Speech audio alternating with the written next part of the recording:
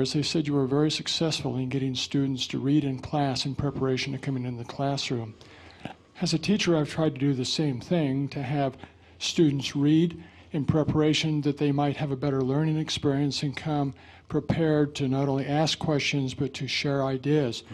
I haven't had a great deal of success in getting the students to read. I want to know if you had any ideas on how we might be more successful in getting students to prepare for the classroom. It's a great question, and I want to try to not just prescribe applications that may work for me but wouldn't necessarily work for you. I guess if I could try to state a principle and then give an example.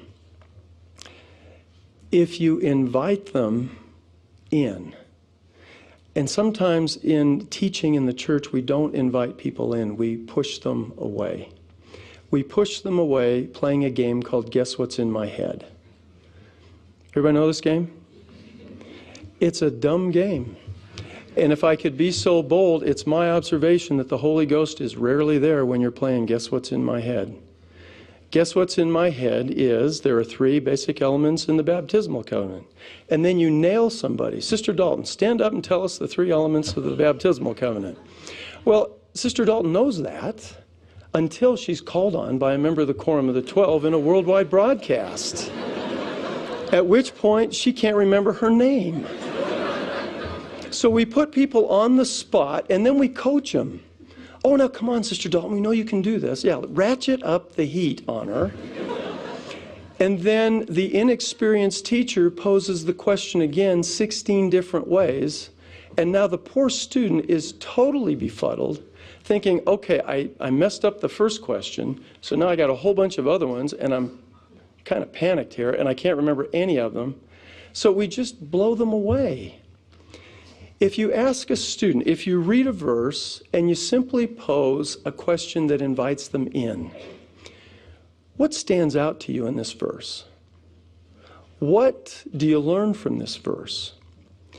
As you think about this verse, are there things that you think it would influence in how you do things day to day?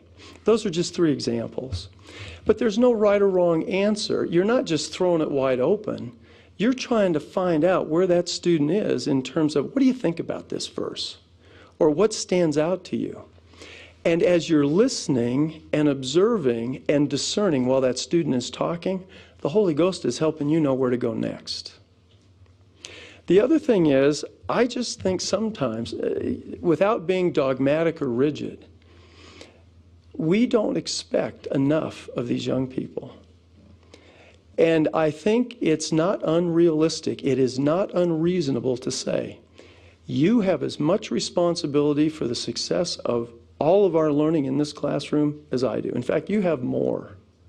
Now, I will come prepared every day to help make this a great learning experience so you can learn for yourself. But you've got to do the same thing.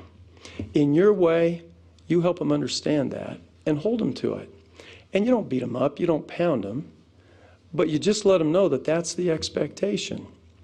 And if they come, my students, when I was teaching a religion class, I didn't lecture to them. I didn't come in and say, here are the 3 things you need to know about what President Harold B. Lee taught in this message. They can get that on their own. They really are the young people that have been reserved for these latter days. Well, let's quit telling them that and start treating them like that and expecting them to come through. And if we do, and we don't keep bailing them out, that's why I said teachers have to get out of the way. It'll be a little awkward, it'll be a little painful, but the awkwardness and the pain teaches them that you're not kidding about they got to come through. I just believe they will over time. Help me know if that's responding to your question. Wonderful, thank you very much.